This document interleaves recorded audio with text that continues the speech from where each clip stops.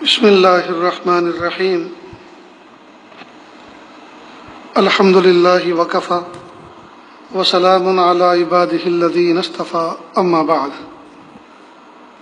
اعوذ باللہ من الشیطان الرجیم بسم اللہ الرحمن الرحیم وذکر فإن الذکریٰ تنفع المؤمنین سبحان ربک رب العزة عما یصفون وسلام علی المرسلین والحمد للہ رب العالمین اللهم صل على سيدنا محمد وعلى آل سيدنا محمد وبارك وسلم اللهم صل على سيدنا محمد وعلى آل سيدنا محمد وبارك وسلم اللهم صل على سيدنا محمد وعلى آل سيدنا محمد وبارك وسلم۔ آج رمضان المبارک کی 8 تاریخ ہے، سن 1441 ہجری ہے۔ مئی مہینے کی 2 تاریخ ہے، سن 2020 عیسوی ہے۔ پورے ملک میں لاک ڈاؤن کا دور ہے اور کرونا وائرس کی وبا ہے۔ اللہ تعالیٰ سے دعا ہے کہ اللہ پاک اس وبا سے انسانوں کو نجات عطا فرمائے اور اس کو اپنے قرب کا ذریعہ بنا دے۔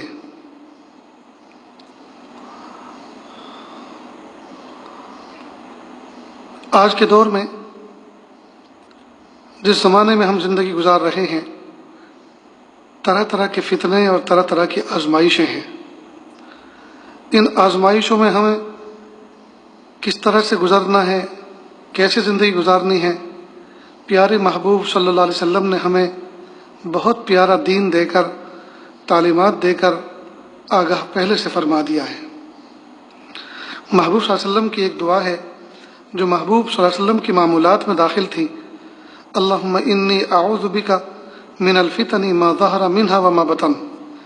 اے اللہ، ہم آنے والے فتنوں سے آپ کی پناہ چاہتے ہیں، ظاہری فتنوں سے بھی اور باطنی فتنوں سے بھی۔ یہ کتنی پیاری دعا ہے کہ انسان جب دنیا میں آیا ہے تو اس کو طرح طرح کی آزمائشوں سے یہاں گزرنا ہے، تو ان آزمائشوں سے کیسے پار گزرے، کس طرح سے نجات حاصل کرے، تو ظاہر ہے اللہ تعالیٰ کی ذات کی طرف رجوع کیے بغیر چھٹکارا ملنا مشکل ہے۔ تو محبوب صلی اللہ علیہ وسلم نے ہمیں روز اول سے یہ بتلایا کہ ہم اللہ تعالیٰ کی پناہ حاصل کریں۔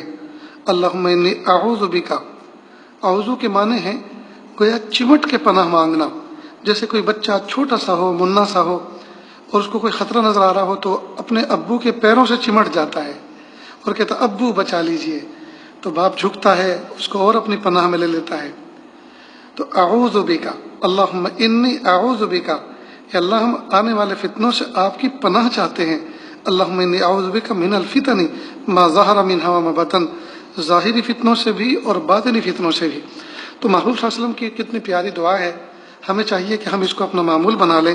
اللہم انی اعوذ بک من الفتن ما ظہر منہا وما بطن۔ ایک بات کو سمجھ لیں، ایک ہے کسی چیز کا پاس میں ہونا، ہمارے قریب میں ہونا، جس کو کہتے ہیں قرب، اور ایک ہے اس کی پہچان کا ہونا کہ یہ چیز ہمارے پاس موجود ہے۔ تو قریب ہونا الگ چیز ہے، اور قریب ہونے کا علم ہونا، پتہ ہونا کہ یہ ہمارے پاس ہے اور اس کا یہ نفع نقصان ہے، یہ الگ چیز ہے۔ تو ایک ہے قرب اور ایک ہے معرفت، دونوں چیزیں الگ ہیں۔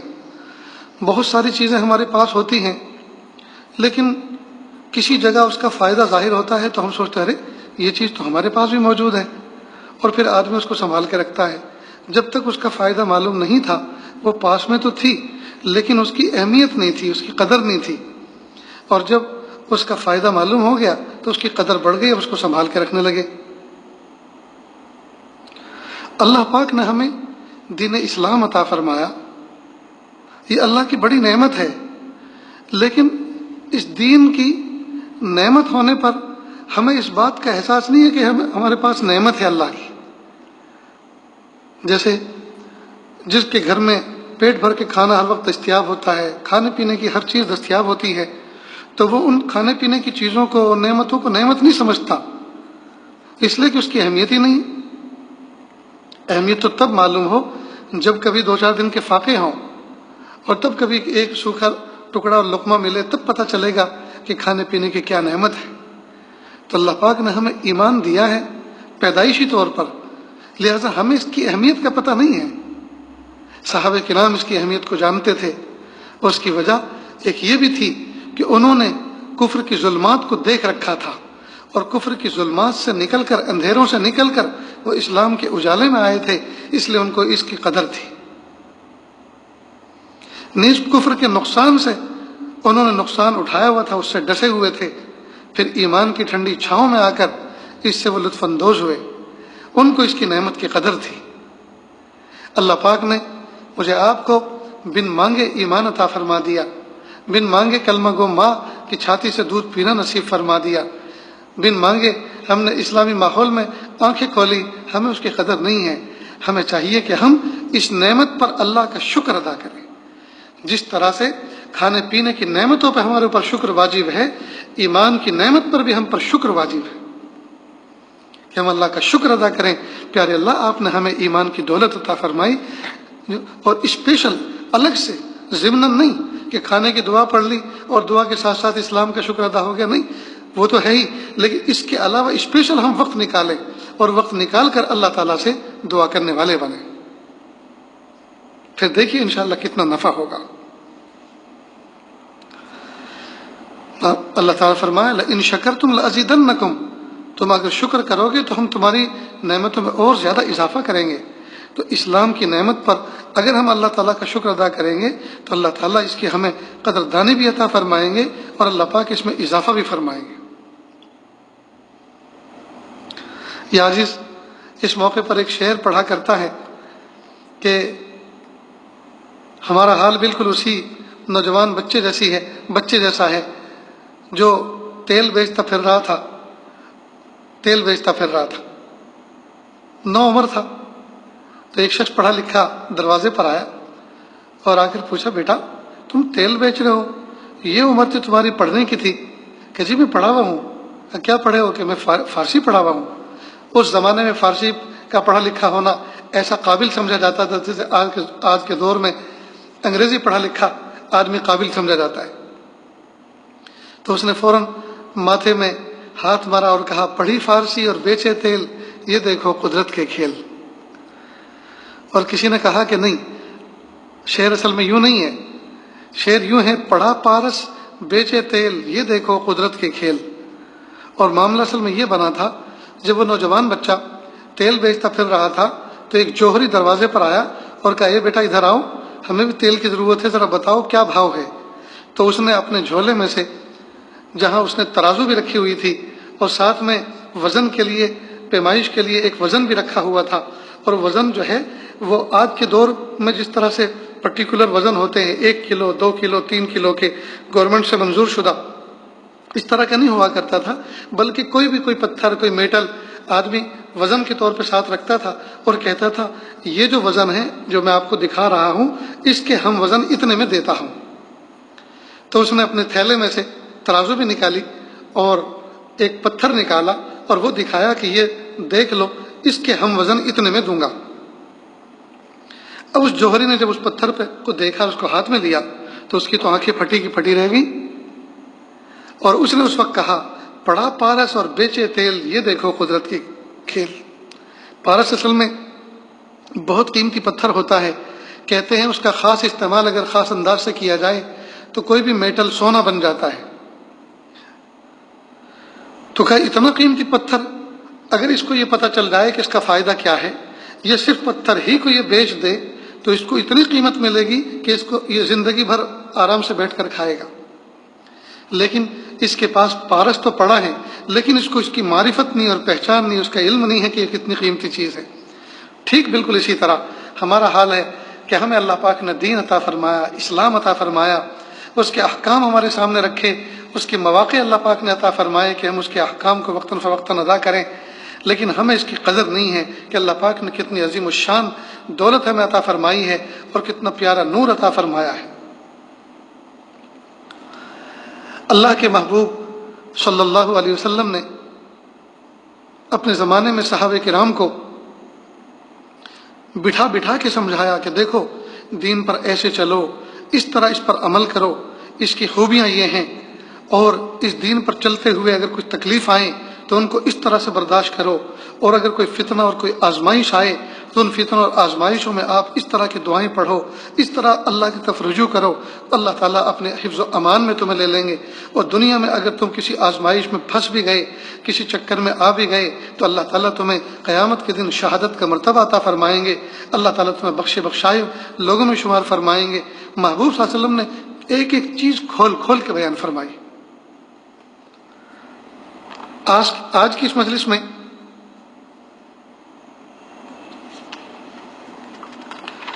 اللہ کے محبوب صلی اللہ علیہ وسلم نے جو ہمیں فتنوں کی چیزیں بیان فرمائی ہیں، ان فتنوں کی کچھ نشانیوں کا تذکرہ کرنے کا ارادہ ہے جو اللہ کے محبوب صلی اللہ علیہ وسلم کی حدیث شریف میں تفصیل سے ملتی ہیں۔ چنانچہ سنتے جائیں اور ایک لمحے کے لیے اس پر توجہ دیں کہ یہ فتنہ کی جو نشانی اللہ کے محبوب صلی اللہ علیہ وسلم نے بیان فرمائی ہے، ہمارے دور میں یہ ہو گئی کہ نہیں ہو گئی، اور اگر ہو گئی ہیں تو اب ہمیں کس طرح سے زندگی گزارنی ہے، اس پر بھی ایک لمحے کے لیے غور کریں۔ حضرت مولانا یوسف صاحب لدھیانوی رحمۃ اللہ علیہ نے ایک کتاب عصر حاضر حدیث کے آئینے میں اس نام سے ایک کتاب تحریر فرمائی ہے۔ اس کتاب میں انہوں نے فتنوں سے متعلق تمام احادیث کو جمع کرنے کی کوشش فرمائی ہے۔ اس میں ایک حدیث ایسی لائے ہیں جس میں حضور اقدس صلی اللہ علیہ وسلم نے فتنے کے دور کی 72 باتیں بیان فرمائی ہیں۔ ان کو آپ سنتے جائیں اور اپنے گرد و پیش کا جائزہ لیتے جائیں کہ یہ سب باتیں ہمارے موجودہ ماحول پر کس طرح صادق آ رہی ہیں۔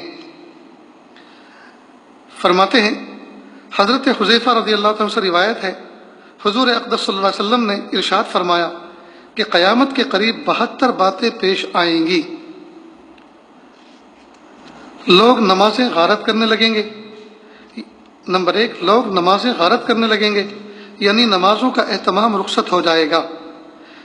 یہ بات اگر اس زمانے میں کہی جائے، اس زمانے میں کہی جائے تو کوئی زیادہ تعجب کی بات نہیں سمجھی جائے گی، اس لیے کہ آج مسلمانوں کی اکثریت ایسی ہے جو نمازوں کی پابند نہیں ہے، العیاذ باللہ۔ لیکن حضور اقدس صلی اللہ علیہ وسلم نے یہ بات اس وقت ارشاد فرمائی تھی جب نماز کو کفر اور ایمان کے درمیان حد فاصل قرار دیا گیا تھا۔ اس زمانے میں مومن کتنا ہی برے سے برا، فاسق و فاجر ہو، بدکار ہو، لیکن نماز نہیں چھوڑتا تھا۔ اس زمانے میں آپ صلی اللہ علیہ وسلم نے ارشاد فرمایا کہ لوگ نمازیں غارت کرنے لگیں گے۔ یقیناً یہ ہمارے زمانے کی بات ہے۔ نمبر 2، امانت ضائع کرنے لگیں گے، یعنی جو امانتیں ان کے پاس رکھی جائیں گی اس میں خیانت کرنے لگیں گے۔ نمبر 3، سود کھانے لگیں گے۔ نمبر 4، جھوٹ کو حلال سمجھنے لگیں گے، یعنی جھوٹ ایک فن اور ہنر بن جائے گا۔ نمبر 5، معمولی باتوں پر خون ریزی کرنے لگیں گے، ذرا سی بات پر دوسرے کی جان لے لیں گے۔ 6، اونچی بلڈنگیں بنائیں گے۔ 7، دین بیچ کر دنیا جمع کریں گے۔ 8، قطع رحمی یعنی رشتہ داروں سے بدسلوکی ہوگی۔ 9، انصاف نایاب ہو جائے گا۔ 10، جھوٹ سچ بن جائے گا۔ 11، لباس ریشم کا پہنا جائے گا۔ 12، ظلم عام ہو جائے گا۔ 13، طلاقوں کی کثرت ہوگی۔ 14، ناگہانی موت عام ہو جائے گی، یعنی ایسی موت عام ہو جائے گی جس کا پہلے سے پتہ نہیں ہوگا، بلکہ اچانک پتہ چلے گا کہ فلاں شخص ابھی زندہ اور ٹھیک ٹھاک تھا اور اب مر گیا۔ اسی طرح سے آج کل کے دور میں اچانک کی موت ایکسیڈنٹ سے وجود میں آ رہی ہے، تھوڑی سی دیر میں پلک جھپکنے میں آدمی موت کے گھاٹ اتر جاتا ہے۔ 15، خیانت کرنے والے کو امین سمجھا جائے گا۔ 16، امانت دار کو خائن سمجھا جائے گا، یعنی امانت دار پر تہمت لگائی جائے گی کہ یہ خائن ہے۔ 17، جھوٹے کو سچا سمجھا جائے گا۔ 18، سچے کو جھوٹا کہا جائے گا۔ 19، تہمت درازی عام ہو جائے گی، یعنی لوگ ایک دوسرے پر جھوٹی تہمتیں لگائیں گے۔ واٹس ایپ کے زمانے میں آج کل کس طرح کے میسج وائرل ہوتے ہیں، اچھے باعزت لوگوں پر تہمتیں لگتی ہیں۔ 20، بارش کے باوجود گرمی ہوگی۔ 21 لوگ اولاد کی خواہش کرنے کے بجائے اولاد سے کراہیت کریں گے، یعنی جس طرح لوگ اولاد ہونے کی دعائیں کرتے ہیں اس کی بجائے لوگ یہ دعائیں کریں گے کہ اولاد نہ ہو۔ چنانچہ آج دیکھ لیں کہ خاندانی منصوبہ بندی ہو رہی ہے اور یہ نعرہ لگا رہے ہیں کہ بچے دو ہی اچھے۔ 22 کمینوں کے ٹھاٹ ہوں گے، یعنی کمینے لوگ بڑے بڑے ٹھاٹ سے عیش و عشرت کے ساتھ زندگی گزاریں گے۔ 23 شریفوں کے ناک میں دم آ جائے گا، یعنی شریف لوگ شرافت کو لے کر بیٹھیں گے تو دنیا سے کٹ جائیں گے۔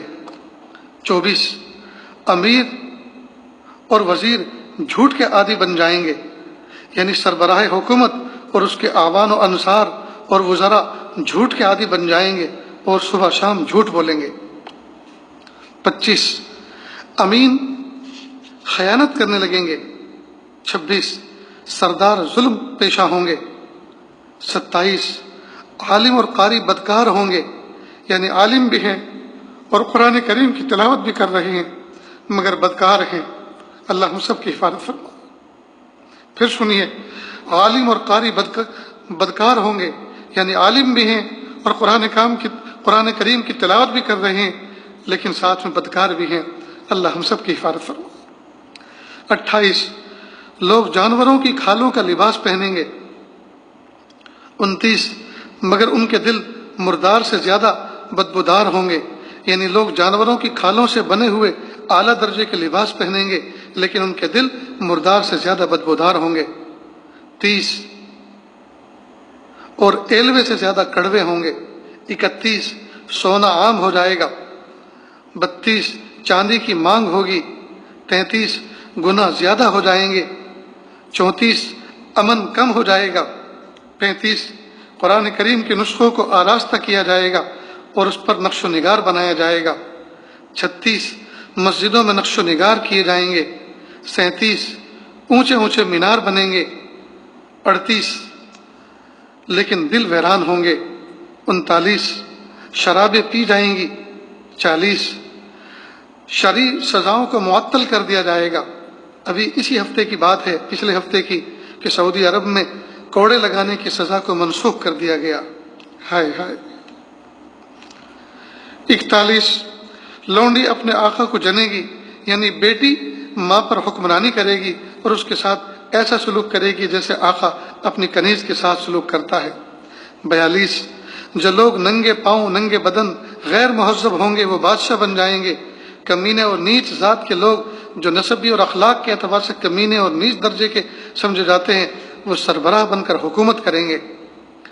43 تجارت میں عورت مرد کے ساتھ شرکت کرے گی جیسے آج کل ہو رہا ہے۔ عورتیں زندگی کے ہر کام میں مردوں کی شانہ بشانہ چلنے کی کوشش کر رہی ہیں۔ 44 مرد عورتوں کی نقالی کریں گے۔ 45 عورتیں مردوں کی نقالی کریں گی، یعنی مرد عورتوں جیسا حلیہ بنائیں گے اور عورتیں مردوں جیسا حلیہ بنائیں گے۔ آج دیکھ لیں کہ نئی فیشن نے یہ حالت کر دی ہے کہ دور سے دیکھو تو پتہ لگانا مشکل ہوتا ہے کہ یہ مرد ہے یا عورت ہے۔ 46 غیر اللہ کی قسمیں کھائی جائیں گی، یعنی قسم تو صرف اللہ کی یا اللہ کی صفت کی اور قرآن کی کھانا جائز ہے، دوسری چیزوں کی قسم کھانا حرام ہے، لیکن اس وقت لوگ اور چیزوں کی قسم کھائیں گے، مثلا تیرے سر کی قسم وغیرہ۔ 47 مسلمان بھی بغیر کہے جھوٹی گواہی دینے کو تیار ہوگا۔ لفظ بھی کے ذریعے یہ بتا دیا گیا کہ اور لوگ تو یہ کام کرتے ہی ہیں لیکن اس وقت مسلمان بھی جھوٹی گواہی دینے کو تیار ہو جائیں گے۔ 48 صرف جان پہچان کے لوگوں کو سلام کیا جائے گا، مطلب یہ کہ اگر راستے میں کہیں سے گزر رہے ہیں تو ان لوگوں کو سلام نہیں کیا جائے گا جن سے جان پہچان نہیں ہے، اگر جان پہچان ہے تو سلام کر لیں گے، حالانکہ حضور اقدس صلی اللہ علیہ وسلم کا فرمان ہے السلام علی من عرفت ومن لم تعرف، جس کو تم جانتے ہو اس کو بھی سلام کرو، جس کو تم نہیں جانتے اس کو بھی سلام کرو۔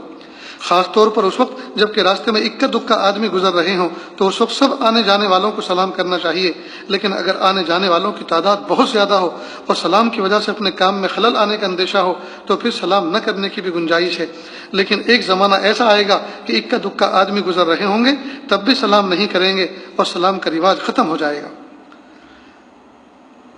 49 غیر دین کے لیے شرعی علم پڑھا جائے گا، یعنی شرعی علم دین کے لیے نہیں بلکہ دنیا کے لیے پڑھا جائے گا الیاذ باللہ، اور مقصد یہ ہوگا کہ اس کے ذریعے ہمیں ڈگری مل جائے گی، ملازمت مل جائے گی، پیسے مل جائیں گے، عزت و شہرت حاصل ہوگی، ان مقاصد کے لیے دین کا علم پڑھا جائے گا۔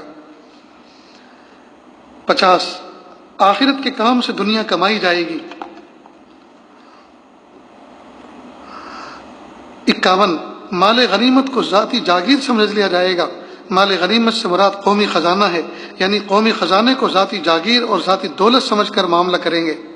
52 امانت کو لوٹ کا مال سمجھا جائے گا، یعنی اگر کسی نے امانت رکھوا دی تو سمجھیں گے کہ یہ لوٹ کا مال حاصل ہو گیا۔ 53 زکوٰۃ کو جرمانہ سمجھا جائے گا، یعنی جرمانہ بوجھ سمجھ کے اس کو ادا کریں گے۔ 44 سب سے رذیل آدمی قوم کا لیڈر اور قائد بن جائے گا، یعنی قوم میں جو شخص سب سے زیادہ رذیل اور بدخصلت انسان ہوگا اس کو قوم کے لوگ اپنا قائد، اپنا ہیرو اور اپنا سربراہ بنا لیں گے۔ 55 آدمی اپنے باپ کی نافرمانی کرے گا۔ 56 آدمی اپنی ماں سے بدسلوکی کرے گا۔ 57 دوست کو نقصان پہنچانے سے گریز نہیں کرے گا۔ 58 بیوی کی اطاعت کرے گا۔ 59 بدکاروں کی آوازیں مسجدوں میں بلند ہوں گی۔ 60 گانے والی عورتوں کی تعظیم اور تکریم کی جائے گی، یعنی جو عورتیں گانے بجانے کا پیشہ کرنے والی ہیں ان کی تعظیم اور تکریم کی جائے گی اور ان کو بلند مرتبہ دیا جائے گا۔ 61 گانے بجانے کے اور موسیقی کے آلات کو سنبھال کر رکھا جائے گا۔ آج بہت سارے گھروں کے اندر بہت سے لوگ گانے بجانے کے آلات شو پیس کے طور پر رکھتے ہیں، ڈرنا چاہیے۔ اس حدیث کو سامنے رکھتے ہوئے اگر کسی کے گھر میں اسپیشل میوزک کے آلات اور گانے بجانے کے آلات رکھے ہیں تو اللہ سے ڈر کر اور نہ جاننے کے باوجود رکھا تھا اس پر اللہ سے توبہ کر کے اس کو نکال دینا چاہیے، اس کو سیل آؤٹ کر دیں، اس کا پیسہ کہیں صدقہ کر دیں۔ 62 سرے راہ شرابیں پی جائیں گی۔ 63 ظلم کو فخر سمجھا جائے گا۔ 64 انصاف بکنے لگے گا، یعنی عدالتوں میں انصاف فروخت ہوگا، لوگ پیسے دے کر اس کو خریدیں گے۔ 65 پولیس والوں کی کثرت ہوگی۔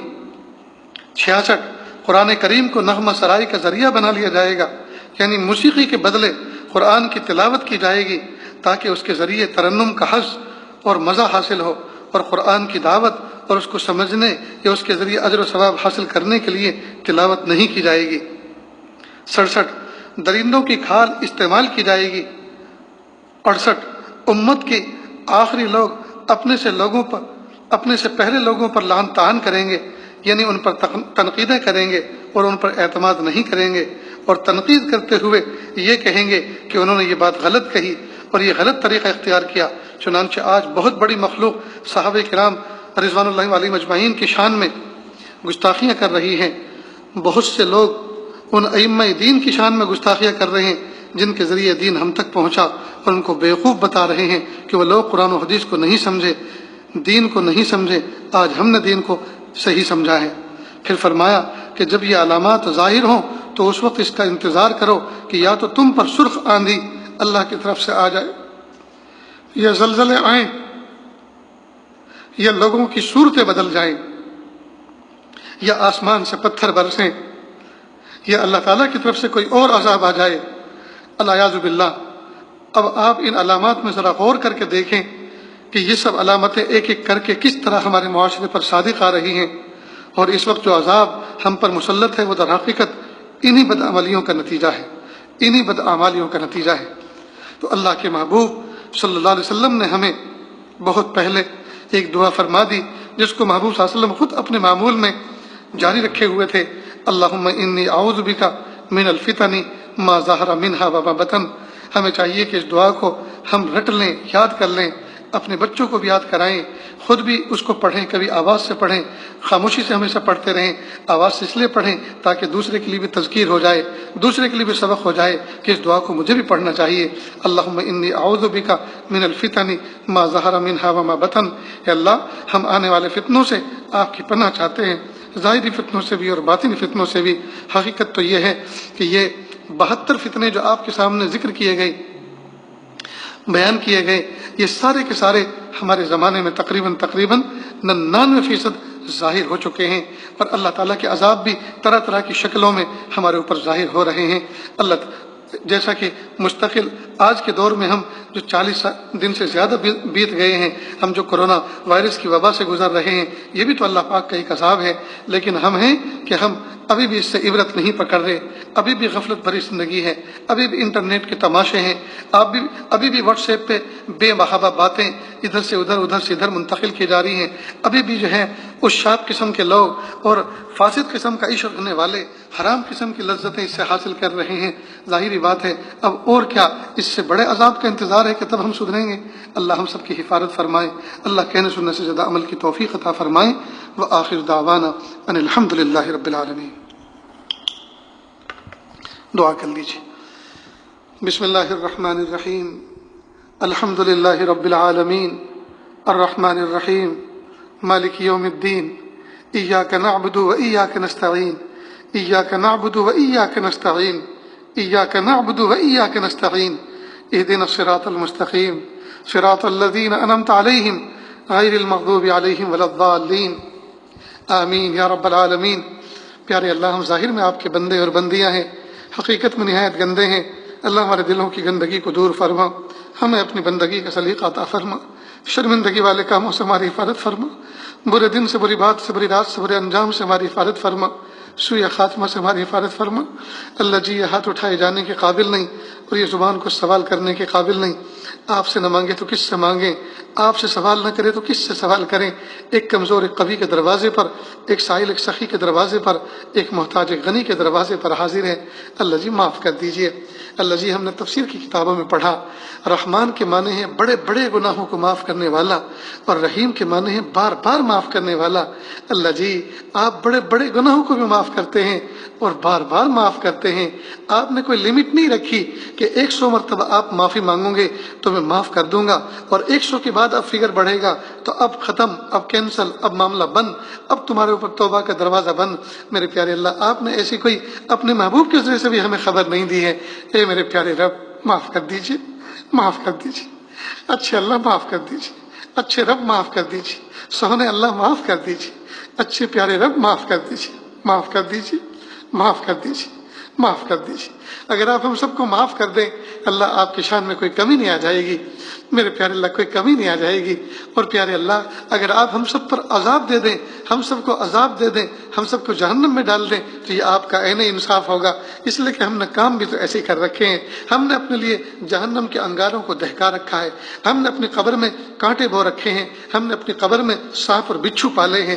اے میرے پیارے رب، اے میرے پیارے رب، اے میرے پیارے رب، دنیا کی گرمی ہم سے برداشت نہیں، دنیا کی آگ ہم سے برداشت نہیں، کانٹا چبھ جائے تو تڑپ جاتے ہیں، بخار چڑھ جائے تو پریشان ہو جاتے ہیں، پیٹ میں دکھنے لگے تو مچلتے مچلتے پھرتے ہیں۔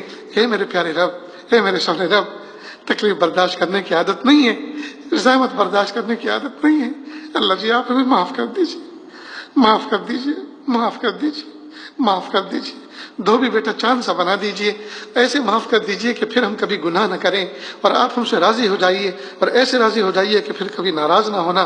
اللہ جی، جس آزمائش سے اس وقت امت گزر رہی ہے، اللہ امت کو بچا لیجئے، امت کو عزت رفتہ دے دیجئے، امت کو عظمت رفتہ دے دیجئے، امت کو شان رفتہ دے دیجئے، امت کو شوکت رفتہ دے دیجئے۔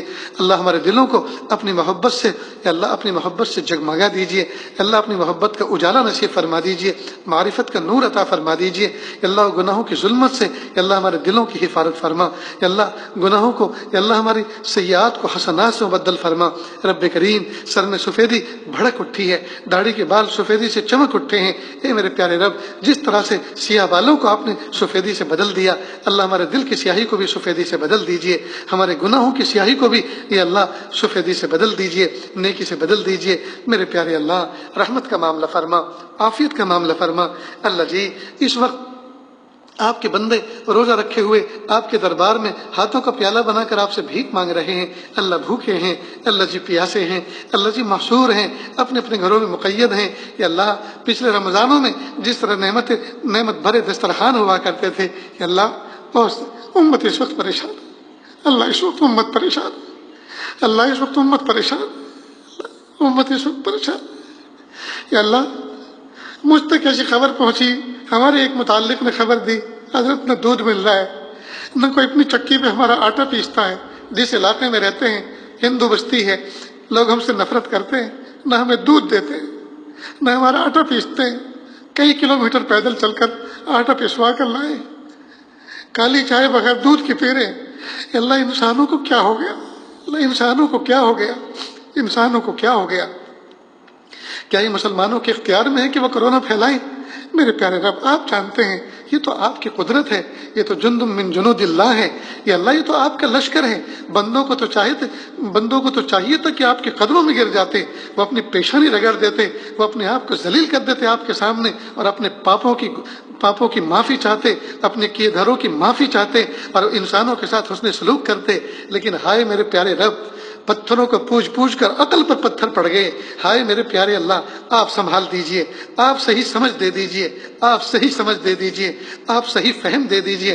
یا اللہ انسانوں کو یا اللہ اپنی معرفت دے دیجئے، اپنا گیان دے دیجئے، اپنا دھیان دے دیجئے. جو سمجھ رہے ہیں وہ غلط سمجھ رہے ہیں، جو سمجھا ہے وہ غلط سمجھائے. یا اللہ ان کو سمجھا دیجئے، یا اللہ انسانوں کو سمجھا دیجئے، اپنی معرفت کا نور عطا فرما دیجئے. کفر کی ظلمت دلوں سے نکال دیجئے، اپنا بنا لیجئے، اور اپنی کی ہوئی غلطیوں پر پچھتاوے کی توفیق عطا فرما دیجئے. اے میرے پیارے اللہ رحمت کا معاملہ فرما. یا اللہ ہم اپنے ایمان پر، ہم اپنے اسلام پر آپ کا شکر ادا کرتے ہیں. اللہ ہمارے شکر کو قبول فرما. یا اللہ آپ نے ہمیں کتنا پیارا دین عطا فرمایا، کتنا پیارا مذہب عطا فرمایا، کتنا پیارا طریقہ عطا فرمایا، عبادت کا کتنا پیارا ڈھنگ عطا فرمایا. اے میرے پیارے رب آپ ہمارے رب ہیں، آپ ہمارے رب ہیں، ہم آپ کے بندے ہیں. اللہ اپنے بندوں کی بندگی کو قبول فرما، بندوں کو بندگی کا سلیقہ عطا فرما. میرے پیارے اللہ رحم کا معاملہ فرما. یا اللہ امت کے دسترخوان نہ جانا کتنے امتی ایسے ہیں جن کے دسترخوانوں پر محدود نعمتیں رکھی ہوئی ہیں، جن کے دسترخوان ہرے بھرے ہوا کرتے تھے. یا اللہ اس وقت آزمائش سے گزر رہے ہیں. میرے پیارے اللہ ہم دو ہاتھ جوڑ کے آپ سے معافی چاہتے ہیں. اللہ امت پر کشائش فرما دیجئے، امت پر کشادگی فرما دیجئے، امت کے دسترخوان کو ہرا بھرا کر دیجئے، امت کو نیکی کی توفیق دے دیجئے، گناہوں پر توبہ کرنے کی توفیق عطا فرما دیجئے، گناہوں سے بچنے کی توفیق عطا فرما دیجئے. اللہ گناہوں سے ایسی طوی نفرت دل میں ڈال دیجئے جس طرح مرے ہوئے کتے اور خنزیر کی نفرت دل میں طوی بیٹھی ہوئی ہے. میرے پیارے اللہ اپنی محبت عطا فرما، اپنی معرفت عطا فرما، اپنا قرب عطا فرما، اپنی ولایت عطا فرما. میرے پیارے اللہ رحم کا معاملہ فرما. ہے میرے پیارے رب حرم میں اذان ہوا کرتی تھی، لاکھوں قدم حرم کی طرف لپکا کرتے تھے. یا اللہ حرم میں اذان گونجتی تھی اور لوگ سجدہ ریز ہوا کرتے تھے. اے میرے پیارے رب آپ بے نیاز ہیں، یقیناً آپ بے نیاز ہیں. اللہ آپ بے نیاز ہیں. اللہ حرم سونا پڑے، دونوں حرم سونے پڑے ہیں. اے میرے پیارے اللہ حرم کو آباد کر دیجیے، حرم کو آباد کر دیجیے، حرم کو آباد کر دیجیے. اللہ ہمارے ہر محلے میں جو آپ کا حرم ہے، اللہ اس کی جو شاخ ہے مسجد کے نام سے، میرے پیارے اللہ ان کو آباد کر دیجیے. اللہ آباد کر دیجیے، آباد کر دیجیے. آپ کو ہمارے سجدوں کی ضرورت نہیں ہے، آپ کو ہماری تسبیحات کی ضرورت نہیں ہے، لیکن پیارے اللہ ہمیں آپ کی ضرورت ہے. ہمیں آپ کے لیے سجدہ کرنا ہے، سجدہ ہماری ضرورت ہے، آپ کی ضرورت نہیں ہے. اللہ جی ہماری ضرورت ہے. ہم سجدہ کریں گے تو آپ راضی ہو جائیں گے، ہم سجدہ کریں گے تو آپ راضی ہو جائیں گے، ہم طواف کریں گے تو آپ راضی ہو جائیں گے. میرے پیارے آپ روٹ گئے، آپ ناراض ہو گئے، آپ راضی ہو جائیے، آپ راضی ہو جائیے، آپ راضی ہو جائیے. تقوی دے دیجئے، پاکیزگی دے دیجئے، معرفت دے دیجئے، قرب دے دیجئے، ولایت دے دیجئے. میرے پیارے اللہ استقامت دے دیجئے.